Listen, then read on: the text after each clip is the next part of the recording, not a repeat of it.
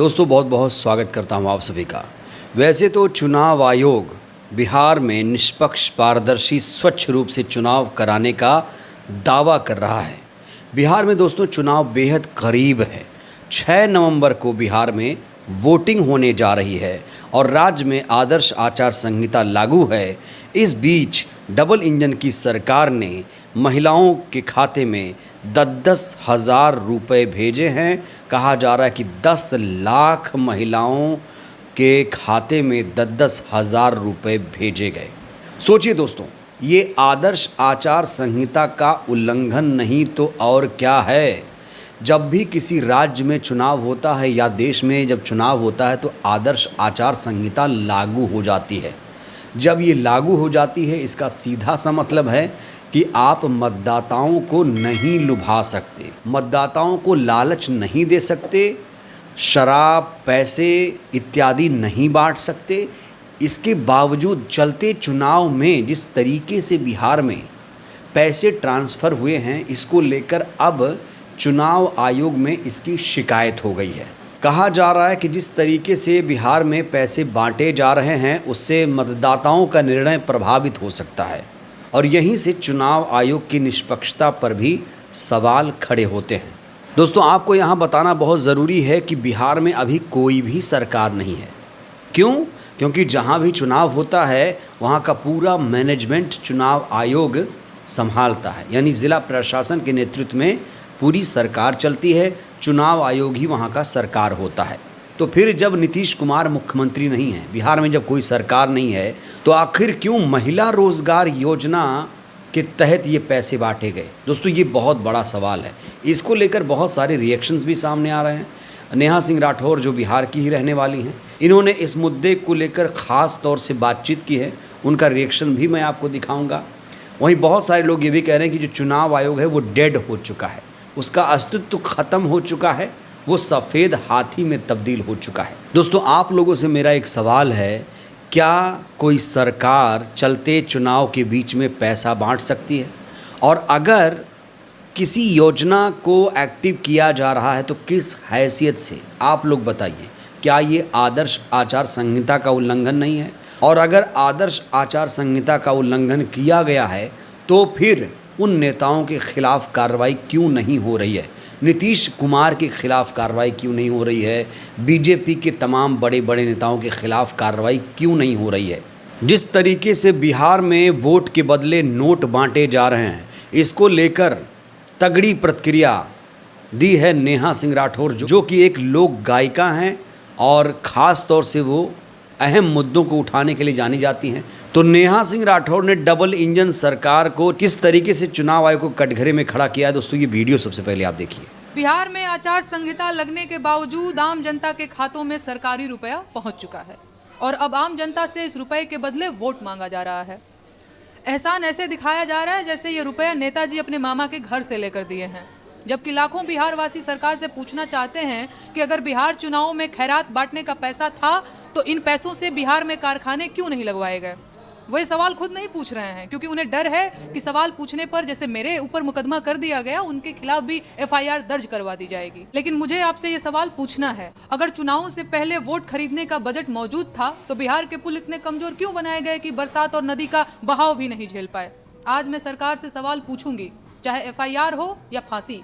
मैं पूछूंगी कि जब आपके पास खैरात बांटने का बजट है तो अस्पताल बनाने का बजट क्यों नहीं है? अस्पताल के बाहर मरीज क्यों मर जा रहे हैं? वोट खरीदने का बजट है लेकिन स्कूल बनाने का बजट क्यों नहीं है? 20 साल थोड़ा समय नहीं होता है नीतीश जी। आपकी सरकार देखते देखते बच्चे नौकरी का फॉर्म भरने लायक हो गए। अब नौकरी के लिए बीच सड़क पर लाठी खा रहे हैं। लेकिन ना आपकी सरकार बदली है न बिहार की समस्याएं। आज भी ट्रेनों पर लद कर परदेश जाना बिहारियों की नियति बनी हुई है। परदेश में जाकर बेइज्जत होना उनकी जिंदगी का हिस्सा बना हुआ है। क्यों? अरे जवाब दीजिए। 20 साल लगातार कुर्सी पर बने रहने का दिमाग है आपके पास, लेकिन बिहार की समस्याओं में आपकी कोई रुचि नहीं है। क्यों? आप करोड़ों बिहार वासियों के भाग्य और सम्मान की सुपारी लिए हैं क्या? लाखों गरीब बिहारियों का वोट चुरा लिया गया, आपने क्या किया? अरे बताइए। जो बेचारे वोट नहीं दे पाएंगे उनकी बात विधायक सांसद सुनेगा? उन बेचारों को पैदल करवा दिए आप। दिलीप कुमार वाली क्रांति फिल्म देखे हैं? उसमें देशद्रोहियों के लिए कहा गया था कि कुल्हाड़ी में लकड़ी का दस्ता न होता तो लकड़ी के कटने का रास्ता न होता। जंगल के पेड़ों को लगता है कि कुल्हाड़ी उनकी दोस्त है, क्योंकि उसमें जो हत्था लगा हुआ है वो लकड़ी का है। बिहार वासी भी आपको लेकर पिछले 20 सालों से इसी भुलावे में हैं, लेकिन अब उनका भ्रम टूटने का समय आ चुका है। अब आप रिटायर हो जाइए। आपने बिहार की बहुत सेवा की। समस्याएं बिहार में पहले भी बहुत थी, आपने कुछ कम तो किया नहीं। जहरीली शराब और शराब का अवैध कारोबार उनमें और जोड़ दिया। तो बिहार में कितना निष्पक्ष पारदर्शी चुनाव हो रहा है, इस मुद्दे से दोस्तों आप लोग साफ तौर से समझ सकते हैं। इस पूरे मुद्दे को लेकर चुनाव आयोग में शिकायत की गई है, इलेक्शन कमीशन को पत्र भी लिखा गया है और पत्र लिखकर कहा गया है कि 17, 24 और 31 अक्टूबर को खाते में पैसे भेजे गए हैं और 7 नवंबर को आगामी किस्त फिर से भेजी जाएगी।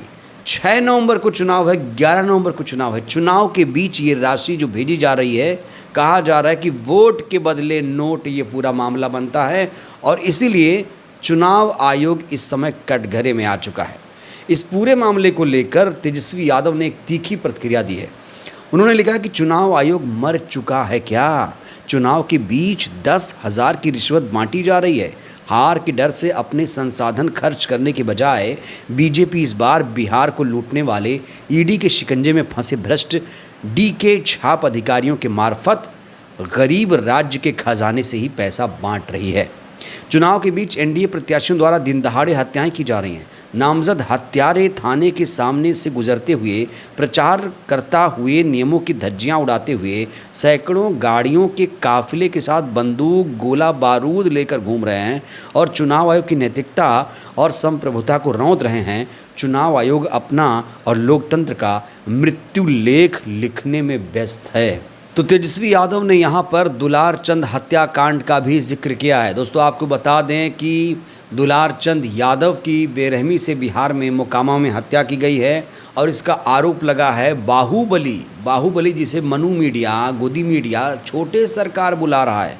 मनु मीडिया अनंत सिंह को, बाहुबली को, जेडीयू उम्मीदवार को बाहुबली ना बोलकर छोटे सरकार बुलाता है। दुलार चंद जाति से यादव हैं तो मीडिया उन्हें गैंगस्टर कह रही है, लेकिन अनंत सिंह जाति से भूमिहार हैं, इसलिए मनु मीडिया चैनल के जो जातिवादी एंकर हैं ये उन्हें छोटी सरकार बुलाते हैं, गैंगस्टर नहीं बोल रहे हैं। तो ये भी दोस्तों एक क्रूर चेहरा है जातिवादी मीडिया का। वहीं विपक्ष के तमाम नेता अनंत सिंह की सदस्यता रद्द करने की मांग कर रहे हैं। सीधा सीधा आरोप अनंत सिंह पर लग रहा है और उन्होंने चुनाव को बहुत तरीके से प्रभावित किया है। अपनी रैली में, अपनी जनसभा में वो तमाम नियमों का उल्लंघन कर रहे हैं, आदर्श आचार संहिता का उल्लंघन कर रहे हैं और दुलार चंद यादव की जिस तरीके से हत्या हुई उसको लेकर भी उन पर कई तरीके के आरोप लग रहे हैं। और ऐसे में लोग डिमांड कर रहे हैं कि चुनाव आयोग आखिर जेडीयू प्रत्याशी अनंत सिंह के खिलाफ कार्रवाई क्यों नहीं कर रहा है, क्यों नहीं उनकी सदस्यता रद्द कर रहा है। चुनाव आयोग की निष्पक्षता को लेकर पत्रकार अतुल चौरसिया जी ने लिखा है कि चुनाव आयोग बिहार में चुनाव नहीं मजाक करवा रहा है। आचार संहिता के बीच 10 लाख महिलाओं के खाते में 10,000 की मुख्यमंत्री रोजगार योजना की राशि भेजी गई। चुनाव आयोग एनडीए के साथ मुस्तैदी के साथ खड़ा हुआ है। तो यहाँ पर आरोप लग रहे हैं कि चुनाव आयोग अब एनडीए के साथ आ चुका है।